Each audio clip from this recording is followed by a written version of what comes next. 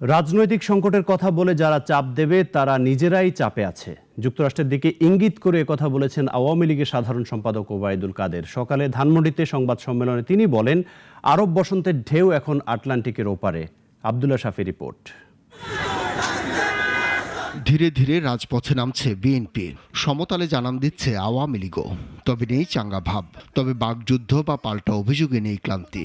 Russia Ukraine ছাড়িয়ে অশান্তির আগুন মধ্যপ্রাচ্য পেরিয়ে যুক্তরাষ্ট্রে। বৈশ্বিক অর্থনীতির চাপ থেকে মুক্ত নয় কেউই। আছে উপজেলা নির্বাচনের মতো অস্বস্তির বিষয়, কারণ নির্দেশনা মানাতে ব্যর্থ কেন্দ্রীয় হাইকমান্ড। ফলে দিয়েছেন আত্মীয় স্বজন ও পরিবারের ব্যাখ্যা। সব মিলিয়ে সমসাময়িক রাজনীতি ও বিশ্ব পরিস্থিতি নিয়ে নিজেদের অবস্থান জানাতেই ধানমন্ডিতে আওয়ামী লীগ সাধারণ সম্পাদকের এই আয়োজন। সারা দেশে যে অবস্থার ওবায়দুল কাদের মনে করেন, রাজনৈতিক সংকট আছে, তা কাটাতে বাস্তবমুখী চিন্তা নিয়ে এগোতে হবে। তবে সেই সংকটটা কি তা পরিষ্কার করেননি তিনি। উপলক্ষে আমরা প্রশ্নোত্তরে সমালোচনা করেন যুক্তরাষ্ট্রের নীতির। শিক্ষার্থীদের চলমান এই আন্দোলনকে তুলনা করেন আরব বসন্তের সঙ্গে। যদ্দরুন চাপ নেই ঢাকার উপর।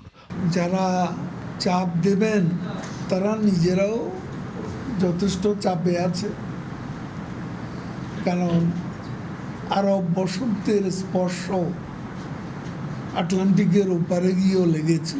বলেন, উপজেলা নির্বাচনে পরিবার স্বজন নির্ধারিত, মূল বিষয় নির্বাচনকে প্রভাবিত করবে কিনা সেটি। প্রশাসন বা নির্বাচনকে প্রভাবিত করার চেষ্টা করছে কিনা সরেজমিনে, সেটাই উপলব্ধি করার বিষয়।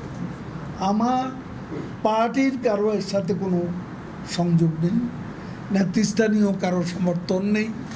আমার সমর্থনের তো প্রশ্নই উঠে না। কিন্তু যে প্রশ্ন রয়ে গেল তা হচ্ছে, স্বাধীন নির্বাচন কমিশন ও নিরপেক্ষ প্রশাসন থাকা সত্ত্বেও নির্বাচন প্রভাবিত হওয়ার এই সংশয় কেন থাকবে খোদ ক্ষমতাসীনদের শীর্ষ নেতাদের মধ্যে। আব্দুল্লাহ শাফি, নাগরিক, ঢাকা। ওয়ালটন ফ্রিজ কিনে অনেকের মতো আপনিও হয়ে যেতে পারেন মিলেনিয়াল। সেরা পণ্যের সেরা অফার।